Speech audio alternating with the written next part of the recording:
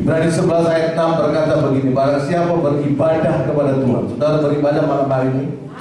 Amin. Betul? Saudara beribadah atau tubuhnya ada di sini, pikiran saudara melayang kemana-mana, atau sedang mikirin kompor saya udah dimatiin atau belum nih ya, aduh keran saya atau gimana, TV udah dimatiin atau belum dan sebagainya. Saya harap tubuh jiwa saudara di sini, roh jiwa tubuh saudara juga ada di sini. Amin. Karena kita berjumpa dengan Tuhan. Amin. Dan Ibrani 11 ayat 6 berkata begini, kalau saudara beribadah kepada Tuhan, maka engkau harus percaya bahwa Allah hadir di tempat ini. Yang percaya katakan amin. Allah hadir di tempat ini. Amin. Maka kalau engkau percaya Allah hadir di tempat ini, maka Tuhan bilang, aku akan memberikan upah kepadamu bagi engkau yang sekali lagi mengasihi Tuhan. Saudara mengasihi Tuhan atau mengasihi hartamu? Dua-dua ya. Kita lebih mengasihi Tuhan. Nah, mari Bapak Ibu saudara dikasih Tuhan, malam hari ini firman Tuhan bertemakan atau berjudul Allah berperang dalam memberikan kesehatan kepada tubuh, jiwa, dan roh. Kalau di Alkitab katakan memberi kesehatan kepada roh, jiwa, dan tubuh. Nah, Bapak Ibu saudara dikasih Tuhan, boleh persiapkan Alkitab, buka 1 Tesalonika pasal 5. Ayat mas kita di ayat yang ke-23, namun kita akan baca dari ayatnya yang kita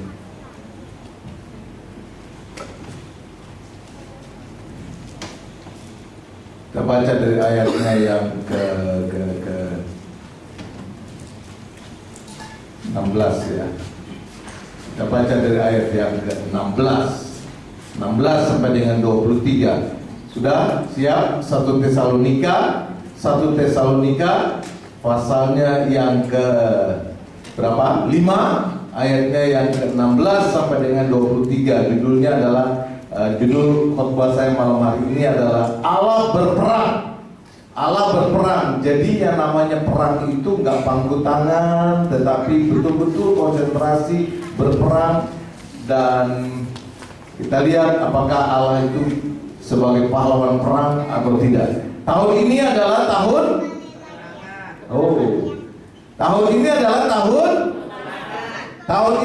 tahun katakan sama-sama kemenangan. Kalau bilang kemenangan berarti kita ada peperangan, betul? Ada pergumulan, betul? Berarti tahun 2016 ini bukan tahun yang enak-enakan, karena kita harus menang, betul? Ya kan? Karena kita harus menang berarti kita harus berjuang, ada perjuangan. Kalau kita mau menang ada perjuangan. Nah, tema besar GFC tahun 2016 adalah kemenangan. Sama-sama sekali lagi 1, 2, 3. Kemenangan. Kurang keras, biar semangat dong. Kemenangan. Ya di Jakarta ada jalan kemenangan, ya kan? Dulu saya melayani di kota di jalan kemenangan, tapi banyak orang yang nggak menang. Hampir setiap malam minggu mabok, tiap minggu mabok, ya main koprok, mabok. Begitu kerjanya. Padahal jalannya jalan kemenangan, ada lagi jalan kebahagiaan. Nah di jalan kebahagiaan banyak juga narkoba dan sebagainya. Nggak bahagia. Tetapi kalau engkau ingin menang, kalau engkau ingin bahagia, ingin punya damai sejahtera, ada satu cara. Tuhan bilang, aku adalah jalan kebenaran dan hidup, satu-satunya engkau harus ada di dalam Yesus Kristus. Nah, mari kita perhatikan 1 Tesalonika pasal 5 ayat 16 sampai dengan 23. Perhatikan baik-baik. Ada Alkitab? Ada Alkitab? Mana Alkitabmu, Bapak Ibu? Siap? Ada catatan? Mana buku yang boleh dicatat nih? Kemarin kan waktu Natal kan dapat buku GMC, betul? Ya kan? Jadi pajangan apa dibawa nih? Bawa ya, Bapak Ibu bawa, jangan jadi pajangan ya. Dibawa itu dicatat. itu lengkap. Itu ada di situ tanggal sekian, judul khotbahnya ini, ayatnya ini, yang khotbah siapa, lengkap situ. Catat, ya kan? Udah catat 1 Tesalonika 5 ayat 16 sampai 23, ya, jangan sampai lupa nih, ya. Oke, mari dengan hormat. 1 Tesalonika 5 ayat 16 sampai 23. Bersukacitalah senantiasa, tetaplah berdoa, mengucap syukurlah dalam segala hal, sebab itulah yang dikehendaki Allah di dalam Kristus Yesus bagi kamu. Janganlah padamkan roh, dan janganlah anggap rendah nubuat-nubuat. Ujilah segala sesuatu, dan peganglah yang baik. Jauhkanlah dirimu dari segala jenis kejahatan.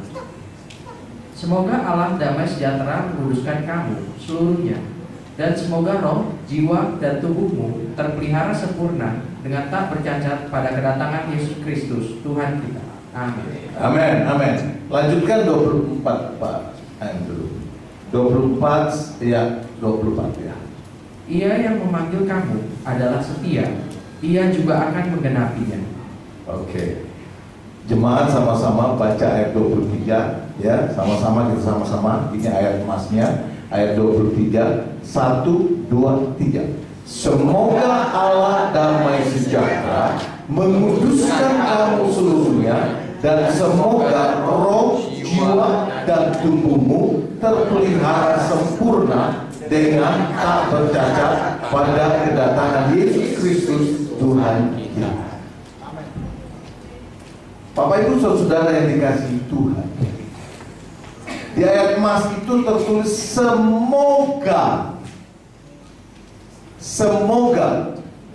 Kalau saudara kasih salam kepada orang yang ulang tahun atau beri salam kepada pengantin, kan juga bilang semoga sukses, gitu kan? Kepada teman-teman juga yang baru usaha, semoga sukses.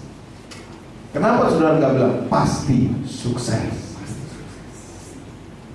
tapi semoga sukses? Apa arti kata semoga, Bapak Ibu?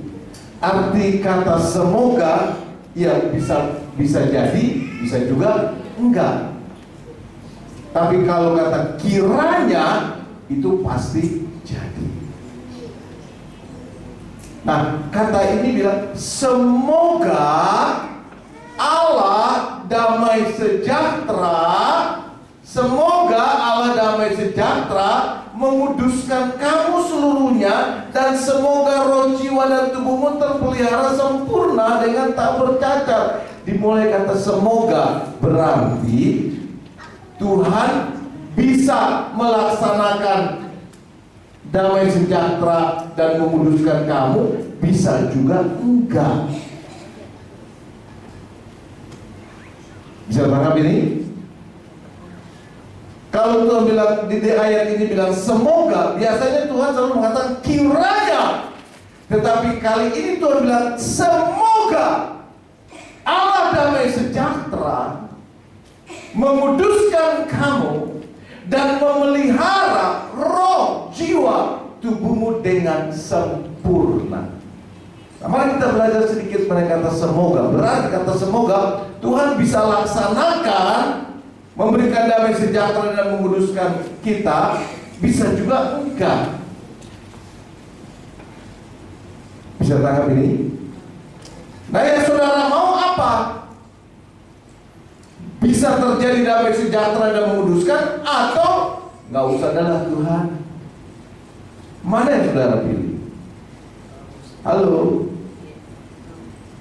adakah jemaat malam ini? Ada?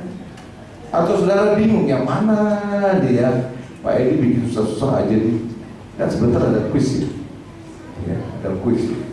Makanya perlu dicatat. Yang mana saudara mau?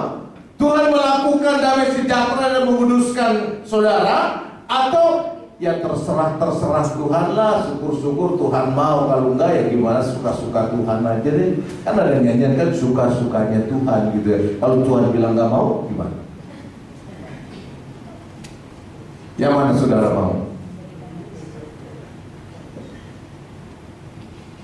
Bapak Ibu saudara, Kabar gembira adalah Tuhan selalu mau suka menyukakan engkau.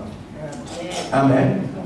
Tuhan punya gairah untuk menyukakan engkau. Tuhan punya gairah untuk membahagiakan engkau. Mana sih ada orang tua nggak mau ngebahagiain anaknya? Ada?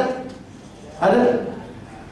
Ada orang tua yang nggak mau ngebahagiain anaknya, walaupun anaknya itu sekali-sekali bandel, nakal gitu. Ada? Ada orang tua? Enggak. Biar nakal dibela-belain gitu ya. Makanya orang tua kalau marahin anak jangan bilang biar mampus lu, jangan ya. Nanti kalau benar mampus nyesel juga. Tapi biarlah, dengarkan.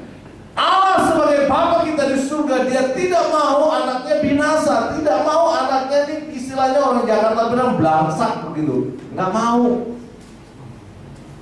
Itu sebabnya Dia berusaha, Dia mau berperang untuk menjaga kondisi Bapak Ibu Saudara menjadi terpelihara baik-baik. Yang percaya katakan amin. Nah Bapak Ibu, kita sekarang kan masuk dalam 2016 ya. Betul? Halo? Halo? Bisa ikuti? Saya harap jangan tidur di gereja ya. Makanya begini. Obat ngantuk apa sih? Obat ngantuk apa? Coca-Cola? Extra Joss? Obat ngantuk apa Bapak Ibu? Halo? Obat ngantuk apa nih? Jangan malu-malu. Obat ngantuk apa? Tidur. Obat ngantuk tidur. Kalau ibu ngantuk tidur. Tapi jangan waktu khotbah. Makanya kalau mau ke gereja nih, tidur dulu di rumah.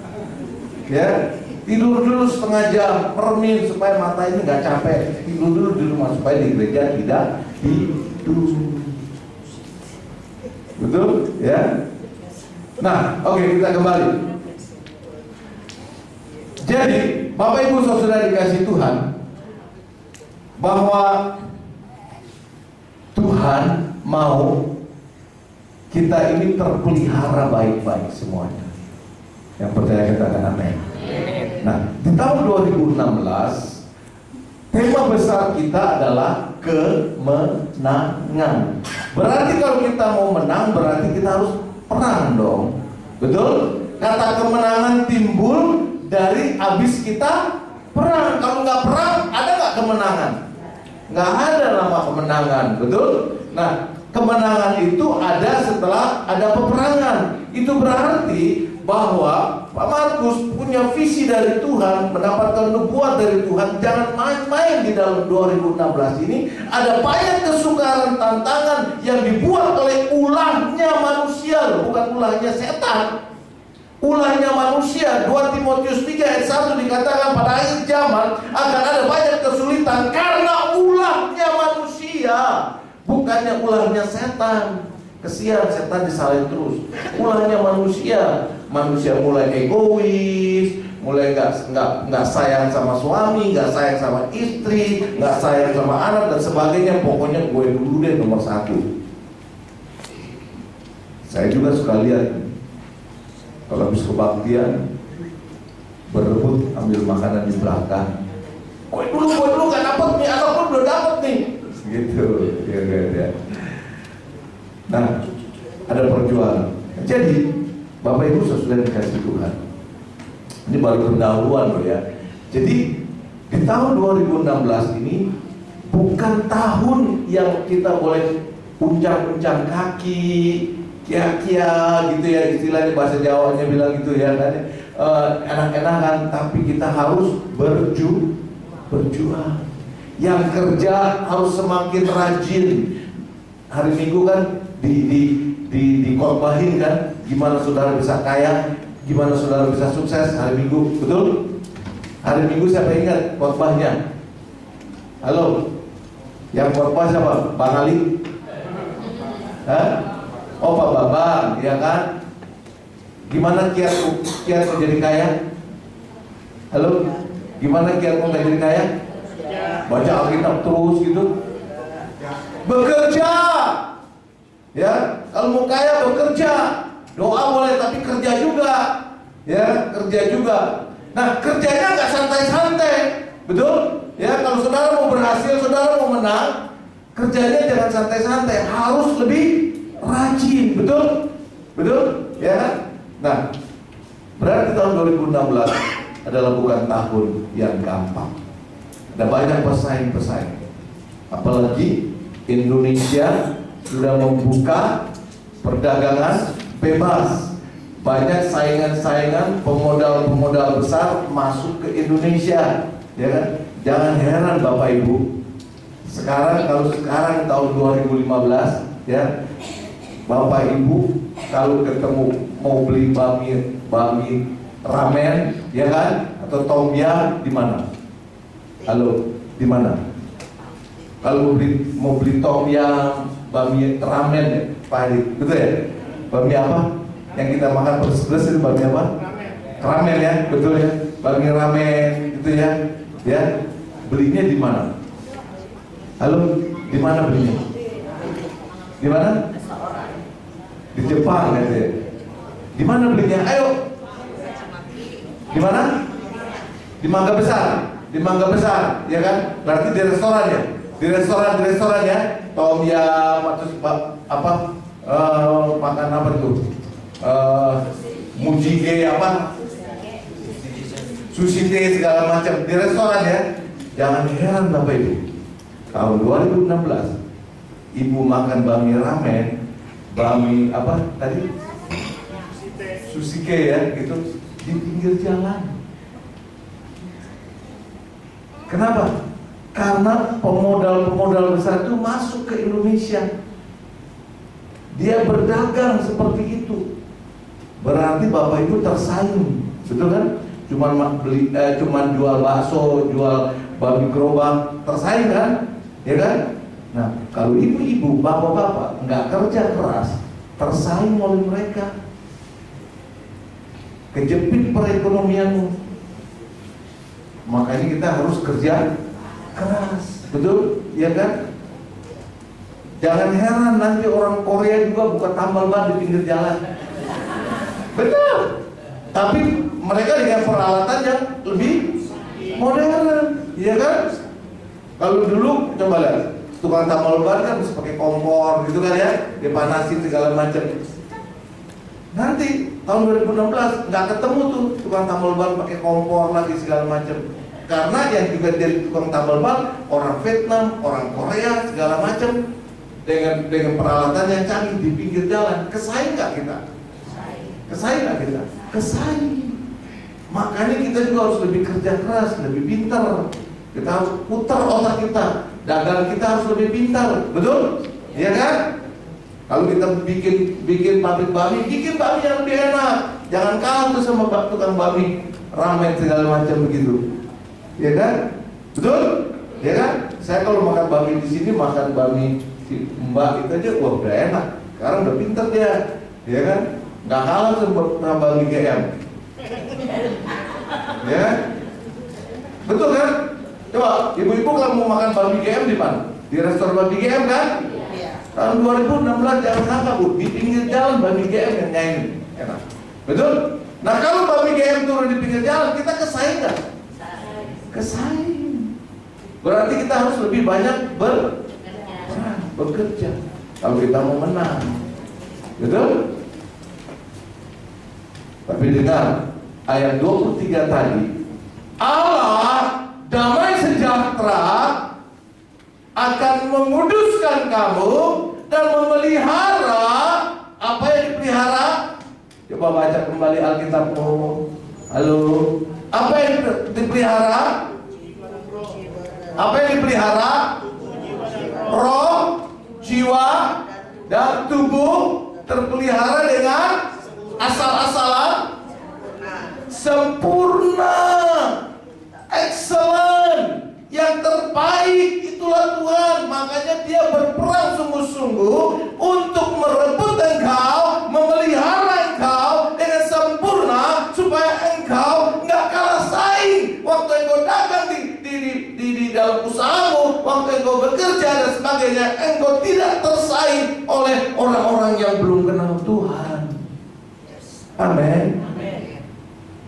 Bisa terbuka sekarang, bisa lihat, ya kan? Jadi Tuhan tidak ingin anak-anak Tuhan itu kalah saingan dagang, kalah tender dan sebagainya, ya kan? Pokoknya kalah di bidang apa-apa deh. Tuhan gak mau. Itu sebabnya Tuhan mau menguduskan kamu dan juga memelihara dengan sempurna, excellent. Bapak Ibu kasih Tuhan, jemaat Tuhan di GCA Grogol, ada jemaat dia kalau sehari-hari dagang siomay naik sepeda keliling dari gang ke gang, dia mainnya di Petojo, ya kan? Karena rumahnya di daerah Grogol, dia dagangnya dari Petojo, dari Cideng sampai ke Mampura. Dia dagang siomay, naik sepeda. Anaknya berapa? 3 atau 4 ini ya? 3 ya, anaknya 3. Anaknya dia pengen maju, dia berdoa, Tuhan, papahnya dagang siomay, kalau boleh anaknya jangan dagang siomay Tuhan. Kalau boleh anaknya bisa dagang emas.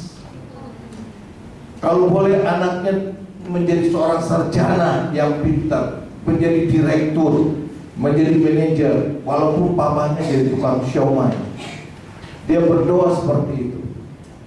Tapi dia orang yang labora, berdoa dan bekerja. Dia rajin bekerja, lalu hasilnya setiap pulang sore dia sisihkan, dia hitung berapa untungnya, lalu 10% buat perpuluhan dia sisihkan, ini buat persembahan kalau hari Minggu, ini buat perpuluhan, ini buat misi, ini buat sosial. Jadi ada 4 kotak dia, 1 buat perpuluhan, 1 buat misi, 1 buat sosial, yang 1 buat kolektor. Jadi 4 dia sisihkan. Setiap pulang dagang dia sisihkan, dia berdoa. Ringkas cerita, anak ini sudah besar dan ada yang lulus SMA, mesti masuk perguruan tinggi. Lalu anaknya dia bilang, Nak, kamu mau ambil jurusan apa? Mau sekolah ke universitas? Iya dong Pak, mau dong, saya mau ke universitas, teman-teman juga masuk ke universitas, saya juga mau. Iya, memang Papa juga mau engkau sekolah di perguruan tinggi. Mau masuk mana? Ya, saya mau masuknya accounting, ekonomi. Ya, yang murah aja dia masuk ke yang murah aja dia masuk jurusannya, masuk hukum begitu ya, kan murah gitu ya kan, dibandingin sama accounting. Jadi tapi ya udahlah, kita doa aja ya nak. Oke, doa. Punya doa.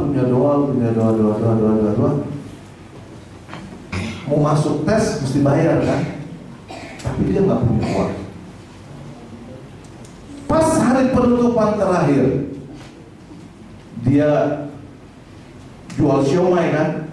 Akhirnya pas hari terakhir ada order, namanya Pak Joksan. Pak Joksan, saya mau pesta nih. Saya mau pesta, bikin siomay ya, jumlahnya sekian ratus. Wow, order gede-gedean. Bikin, dapatlah untung untuk ikut tes.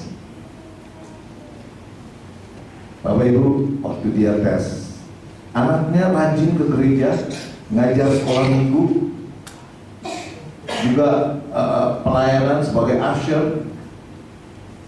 Waktu tes lulus, dia dapat nilai 8 waktu tes.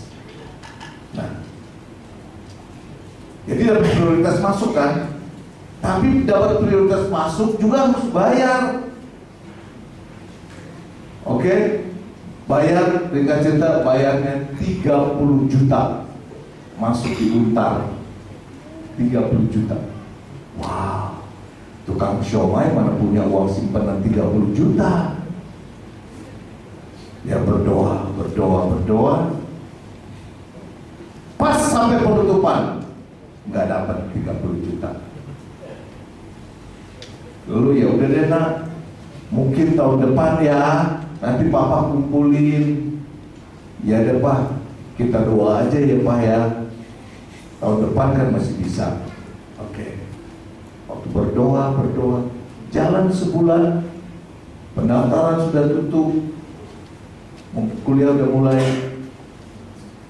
Bapak Ibu, ada seorang yang tidak dikenal oleh dia.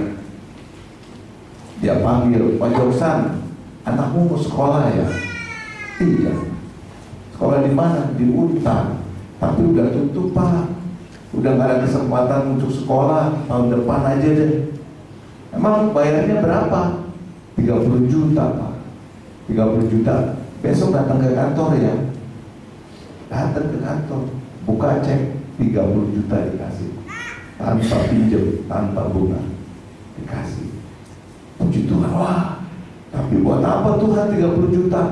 Ini udah mau kuliah, udah nggak bisa, penutupan daftar udah tutup. Tapi nggak apa-apa lah ya Tuhan, coba-coba aja. Dia datang ke utang, sampai minta, Pak udah tutup Pak, tahun depan aja. Tapi kalau Bapak mau coba, datang aja ke asisten rektor. Datang dia ngadep. Bapak Ibu, waktu dia ngadep, asisten rektor dia bilang, bikin aja surat pernyataan bahwa saya terlambat dan anak saya pengen masuk itu, mohon pertimbangan, nanti saya kasih ke rektor.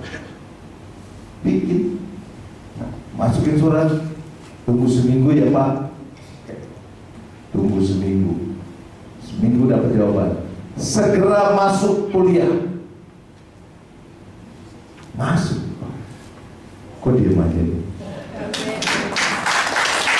Kagum ya, ngomong ya, kagum gitu ya. Bapak Ibu, Tuhan selalu pengen anaknya itu bahagia.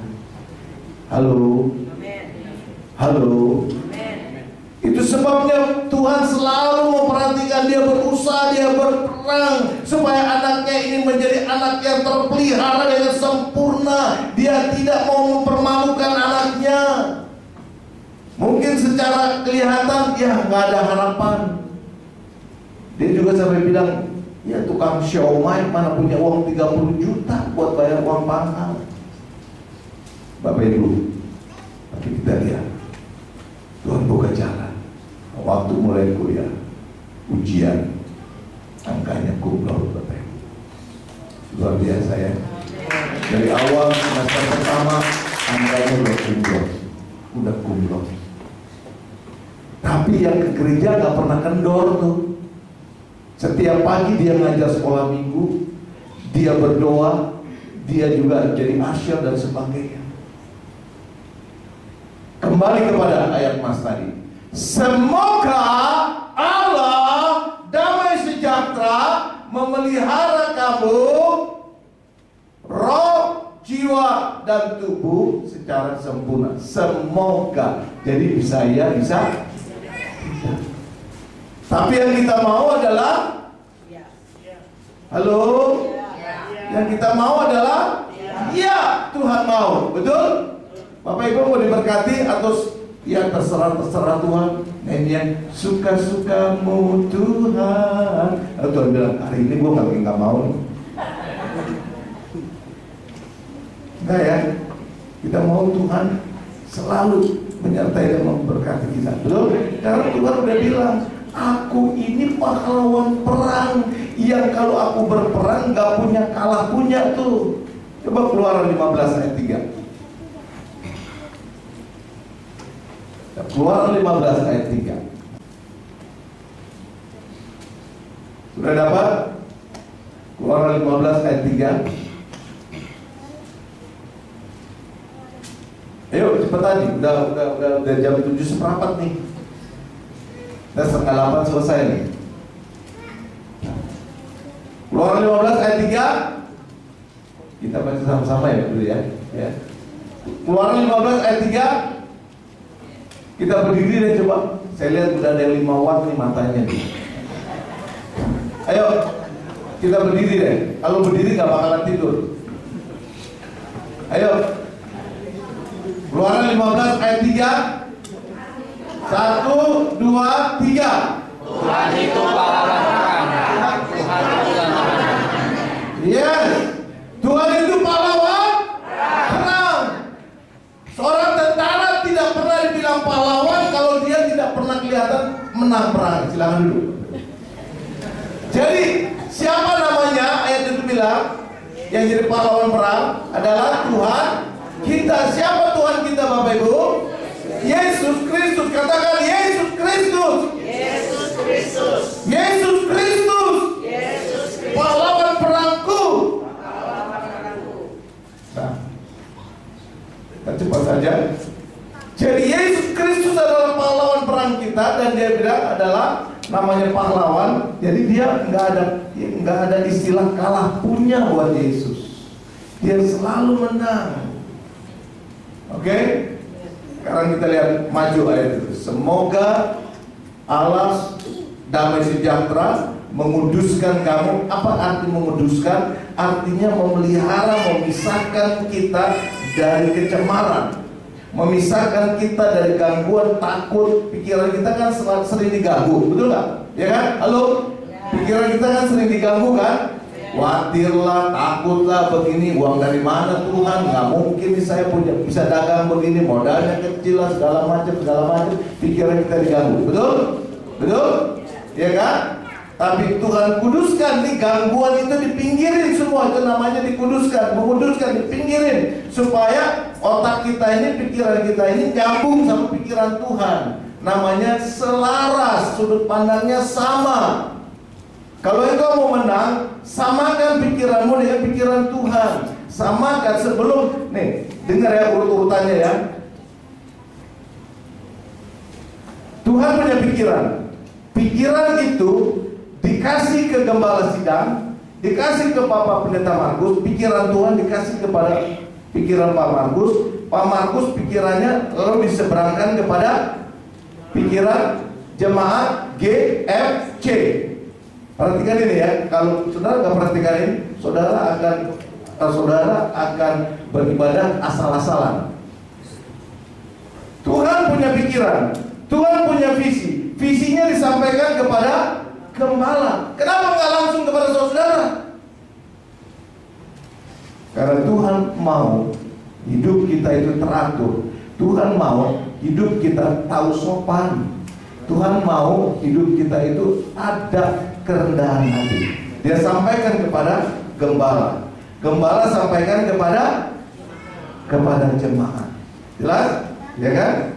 Nah, jadi kalau engkau mau menang, engkau harus punya pikirannya sama dengan gembala. Betul? Perhatikan ini. Itu sebabnya, ya kan? Di dalam jemaat, Bapak Ibu, kita sebagai jemaat harus belajar ada penundukan diri terhadap gembala. Sebab gembala itu papa kita. Halo? Ya, amin. Coba tanya deh, Pak Markus kalau tadi pagi doain nama saya nggak? Pasti dia doain. Nama saya aja Edi Hidayat Suharsa didoain. Kenapa? Karena dia bapak kita. Dia bapak kita, dan dia yang menudungi jemaat GFC. Betul? Jadi pikiran kita harus sama dengan pikiran gembala. Betul? Iya kan? Nah, Tuhan bilang,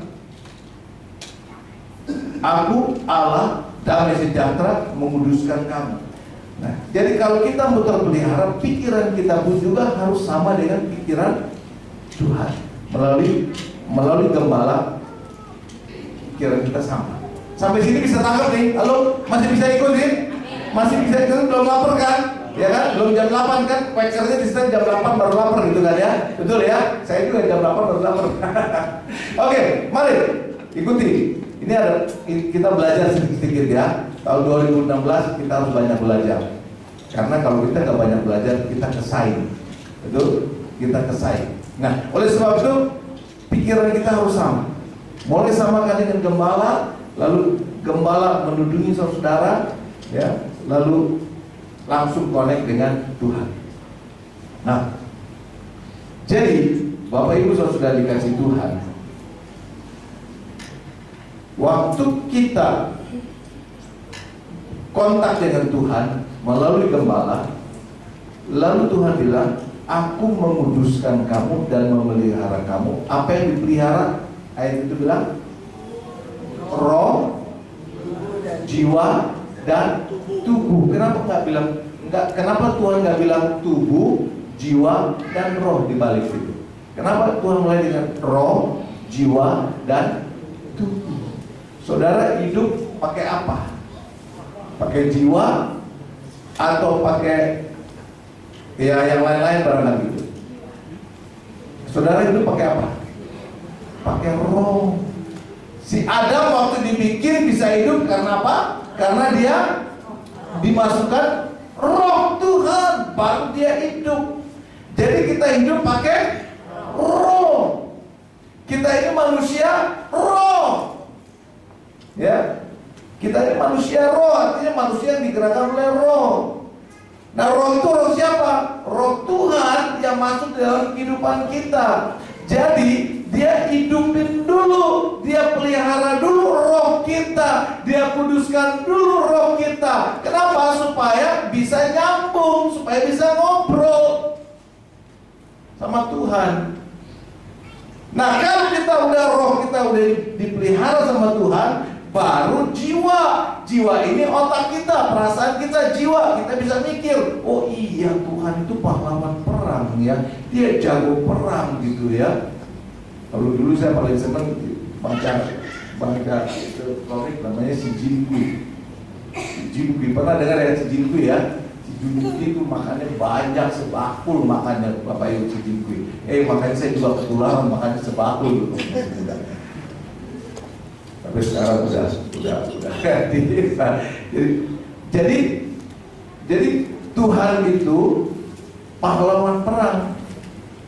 Nah, kita bisa tahu dia pahlawan perang karena jiwa kita udah dijamah. Kalau jiwa kita belum dijamah, dipelihara sama Tuhan, kita nggak tahu bahwa Yesus itu pahlawan perang. Nah, makanya Tuhan kasih tahu dulu roh kita ini dikuduskan dulu. Roh kita ini dikuduskan supaya kita bisa berdoa, kita bisa ngobrol, nyambung sama Tuhan. Dan kemudian baru otak kita ini, pikiran kita, oh Tuhan kita adalah Yesus. Lalu efeknya baru ke tubuh kita, badan kita bisa sehat semua. Di Amerika ada sebuah rumah sakit kanker. Nah, setiap pasien yang masuk ke rumah sakit kanker nggak diobatin dulu. Dia tanya, Bapak, Ibu punya anak ya? Punya suami? Masih ada? Oke. Pernah marah nggak sama suami? Yang suami tanya, pernah berantem nggak sama istri? Ditanya begitu. Suka berantem nggak sama anak? Iya. Sekarang sakit hati nggak sama anak? Kamu sakit hati nggak sama suami? Suami sakit hati nggak sama istri? Kalau bilang, iya, aduh sakit. Oke, beresin dulu. Damai dulu sama anak, damai dulu sama suami, damai dulu sama istri. Survei membuktikan, begitu dia baikan sama anak, begitu dia baikan sama suami, begitu dia baikan sama istri, nggak usah diobatin, langsung dokter bilang sembuh.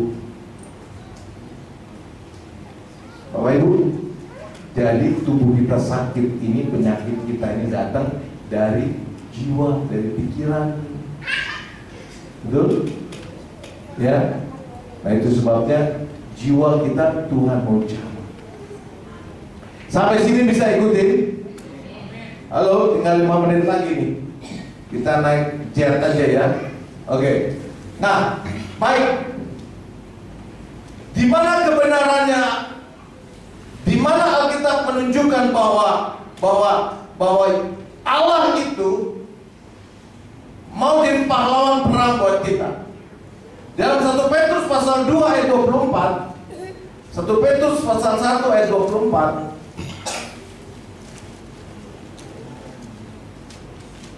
1 Petrus 1 pasal 2 ayat 24. Dia bilang begini. Ayo perhatikan Bapak Ibu. 1 Petrus pasal 2 ayat 24. Mari silakan. 1 Petrus 2 ayat 24. Ia sendiri telah memikul dosa kita di dalam tubuhnya. Ia sendiri telah memikul dosa kita. Itu adalah peperangan Tuhan untuk menyelamatkan kita. Lanjut. Di kayu salib, supaya kita yang telah mati terhadap dosa. Emang enak tergantung di kayu salib. Emang enak paku, tangannya dipaku, kakinya dipaku, kepalanya kasih mahkota duri. Emang enak? Halo, enak gak? Halo, enak gak? Enggak ya? Mau dipaku, dikasih mahkota duri? Enggak mau ya? Tapi Yesus mau. Itu adalah peperangan Yesus. Buat apa itu Yesus lakukan? Mari. Yang telah mati terhadap dosa, hidup untuk kebenaran. Oleh bilur-bilurnya kamu telah sembuh. Amin. Oleh bilur-bilurnya kamu telah sembuh. Jadi Tuhan Yesus berperang di atas kayu salib. Dia rela untuk disalib semuanya. Seluruh tubuhnya disalib, kepala dikasih mahkota duri, tangan dipaku, kiri kanan, kaki dipaku, udah gitu lambungnya ditusuk untuk menguji apakah dia mati atau tidak dan sebagainya. Ayat itu bilang untuk apa? Halo? Ayat itu untuk apa? Untuk mengangkut semua dosa kita, itu menguduskan, ya, dikuduskan, dan kemudian untuk apa? Ayat kalimat terakhir, supaya kamu sembuh. Mau sembuh? Bapak Ibu, malam hari ini kau datang barangkali dengan sakit penyakit. Dengar, berita baik ini datang buat Bapak Ibu saudara sekalian. Kalau engkau memberi dirimu, percaya dan mengundang Yesus masuk dalam kehidupanmu, engkau menerima karya Yesus, peperangan Yesus untuk merebut engkau menjadi seorang pemenang, maka undang Yesus masuk dan akui itu, maka engkau akan mengalami kesembuhan dalam kehidupan. Amin. Amin.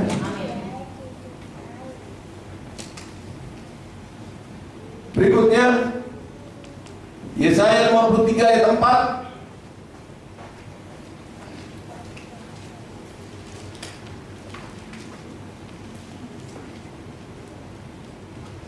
Yesaya 53 ayat 4. Yesaya 53 ayat yang keempat. Tetapi sesungguhnya penyakit kitalah yang ditanggungnya. Penyakit siapa? Kita. Sebut yang namanya, kalau Joni bilang Joni, kalau namanya Edi bilang Edi, seperti begini. Tetapi sesungguhnya penyakit Edi lah yang ditanggungnya. Sebut 1, 2, 3. Tetapi sesungguhnya penyakit hati lah yang ditanggungnya. Ya, dan kesengsaraan siapa?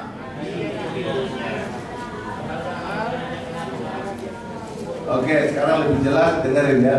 Bro Endul baca, perhatikan baik-baik. Tetapi sesungguhnya penyakit kitalah yang ditanggungnya, dan kesengsaraan kita yang dipikulnya. Padahal kita mengira dia kena tulah, dipukul dan ditindas Allah. Amin. 5. Yang 5. Ayat kelima. Tetapi dia tertikam oleh karena pemberontakan kita, dia diremukkan oleh karena kejahatan kita. Ganjaran yang mendatangkan keselamatan bagi kita ditimpakan kepadanya, dan oleh bilur-bilurnya kita menjadi sembuh. Katakan sembuh. Sembuh. Siapa mau sembuh? Siapa mau sembuh? Kita mau sembuh. Mungkin barangkali kita tidak secara fisik atau tubuh sakit, tapi dompetmu sakit. Halo, betul? Siapa yang dompetnya sakit? Bapak Ibu kasih Tuhan, bahwa datang kepada Tuhan, Dia pahlawan perang untuk membela. Amin. Amin. Beri kemuliaan buat Tuhan. Oh, haleluya.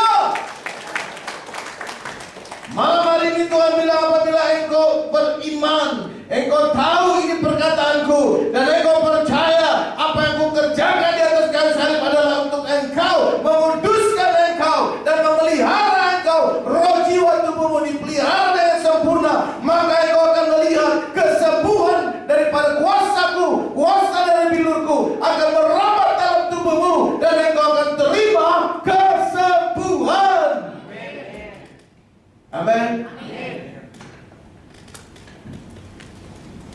Nah, sekarang kita masuk ayatnya Yohanes 19 ayat 30.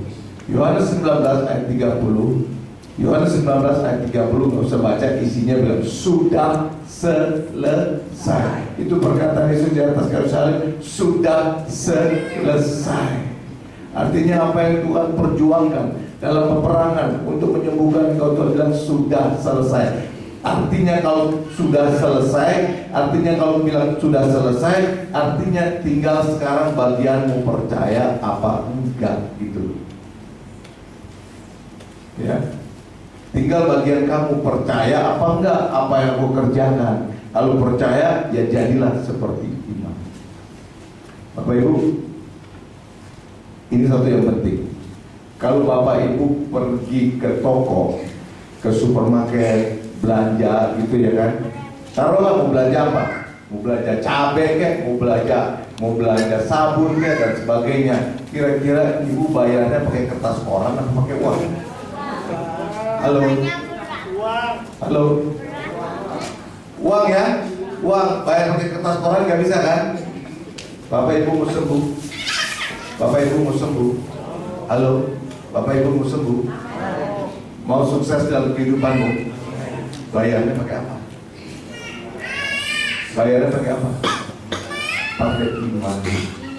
Ya, iman itu adalah uang surga, transaksi surga untuk kita boleh menerima mujizat dan kemenangan dari Tuhan. Amin. Amin Bapak Ibu. Jadi bagaimana caranya sekarang yang kata semoga itu tadi menjadi kenyataan dalam kehidupan kita? Kalau tadi kan bilang semoga, artinya bisa Tuhan mau, bisa juga enggak. Sekarang gimana caranya supaya Tuhan selalu mau menguduskan dan memelihara kehidupan kita? Caranya gimana? Kalau tadi kita mau belanja di supermarket pakai apa? Pakai uang. Nah ini juga harus pakai uang, uang surga. Uang surga apa? Iman. Amin. Amin. Banyak kali kenapa kita tidak sembuh Bapak Ibu?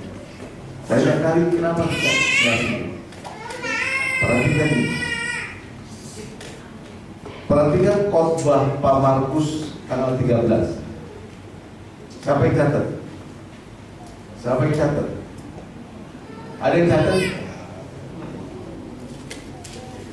Nggak tahu tuh Pak Markus khotbah apa ya tanggal 13 ya. Yang saya tahu sih Pak Markus bawa petek itu buat saya.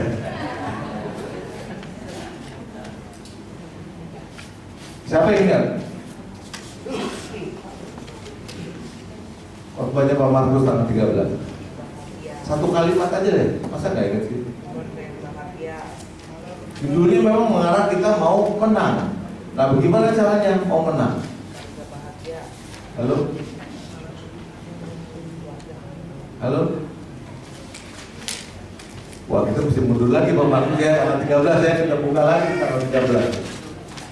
Halo, yang bisa jawab dapat hadiah loh. Ini salah satu pertanyaan aja ya Pak. Bisa ya masih kategori pertanyaan ya. Pak Markus khotbahnya tanggal 13. Kalau saudara mau menang, tindakan saudara apa? Allah menjadikan keluarga kita bahagia. Ya? Allah berperan menjadikan keluarga kita bahagia. Iya, memang Allah maunya begitu. Tapi apa yang tindakan kita harus apa? Gitu. Apa yang harus kita lakukan? Memang Tuhan mau kita bahagia, kita mau menang. Tapi apa yang bagian kita yang kita harus lakukan apa? Halo, ini masuk kategori pertanyaan yang pertama nih. Hadiah ya, ya Pak. Hadiah ya. Oke, siapa? Ayo. Apa yang menjadi bagian saudara? Cepat berdiri. Kita masuk hadiah. 1, 2, 3, 4, 5. Angus.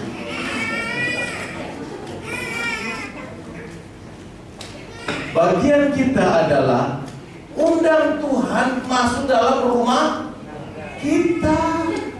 Betul? Mau rumah kita bahagia? Mau kehidupan kita bahagia? Undang Tuhan masuk dalam kehidupan kita. Undang Tuhan masuk dalam rumah kita. Maka rumah kita akan piring terbang terjadi? Piring terbang terjadi? Enggak, ada rukun, ada damai, suami istri rukun. Undang Tuhan masuk dalam rumah tangga kita. Wah, makanya. Nah, kita setuju tadi ya bahwa kalau kita mau lihat kemenangan kita pakai iman. Nah, waktu Pak Markus bilang, Bapak Ibu, saudara, kalau engkau mau hidupmu bahagia, kalau mau rumah tanggamu bahagia, undang Tuhan. Udah dilakukan dulu. Itu namanya iman. Nah, makanya saya perhatikan, Bapak Ibu, ada banyak keluarga-keluarga rajin ke gereja, bawa Alkitab, rajin ke gereja, berdoa rajin, tapi kok nggak mantap tuh, kok nggak terjadi mujizat dalam di dalam kehidupannya. Kenapa? Karena nggak percaya sama gembalanya ngomong. Halo, nggak usah repot-repot ya. Saya kita harus percaya kepada Tuhan sebagai Tuhan. Kejauhan. Percaya nggak sama gembalamu? Gembalamu ngomong, kalau engkau mau bahagia, undang Yesus masuk di dalam rumahmu. Percaya nggak omongannya? Bapak Ibu, saya tekankan, bukan karena saya gembala lalu Pak masuk gembala, kok kita kong kali kong gitu ya, kita belain orang. Enggak. Alkitab katakan, gembala sidang adalah orang yang telah diurapi oleh Tuhan. Gembala sidang adalah orang yang dipilih dan dipanggil dan diurapi oleh Tuhan. Nah, kalau saudara nggak percaya sama gembala sidang, apalagi sama Tuhan, pasti nggak percaya dirinya. Apa yang kelihatan aja nggak percaya. Halo, ya Pak ya.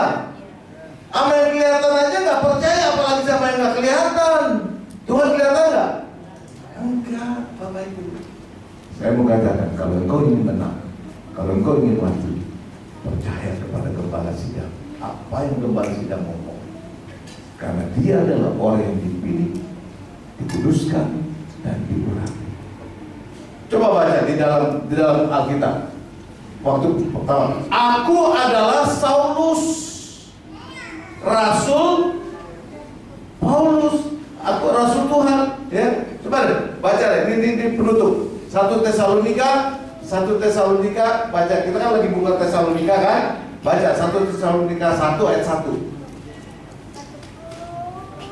Halo. Sebentar Pak. Siap semua? Ya kan? Coba baca 1 Tesalonika 1 ayat 1. Ini ayat terakhir. 1 Tesalonika 1 ayat yang pertama. Dari pelan-pelan Pak, ya, baik. Mereka bisa menyimak. Dari Paulus. Paulus manusia apa setan? Apa roh? Manusia. Halo? Manusia. Paulus setan apa manusia? Manusia ya, setuju ya? Dari Paulus. Terus Silwanus dan Timotius. ya, Silwanus dan Timotius, teman-temannya. Terus kepada jemaat orang-orang Tesalonika. kepada jemaat-jemaat orang di Tesalonika, kepada jemaat GFC di Pluit. Terus yang di dalam Allah Bapa. Yang ada di dalam Allah Bapa. Terus dan di dalam Tuhan Yesus Kristus. dan di dalam Tuhan Yesus Kristus. Saudara percaya sama Tuhan Yesus apa enggak? Percaya. Berarti saudara ada di dalam Tuhan Yesus. Terus Kasih karunia dan damai sejahtera menyertai kamu. Amin. kasih karunia dan damai sejahtera menyertai kamu. Jadi dengan lain perkataan, si Paulus ini ngomong, jemaat GFC yang ada di sini Nikolas ini, bahwa Tuhan mengasihi engkau dan Tuhan mau kasih damai sejahtera dan menyertai kamu supaya kamu itu bahagia. Yang ngomong siapa? Paulus apa Tuhan? Halo, yang ngomong Paulus apa Tuhan? Paulus yang ngomong. Dari mana Paulus bisa ngomong itu? Dari inspirasi Tuhan. Karena Paulus adalah orang yang dipilih, dikuduskan.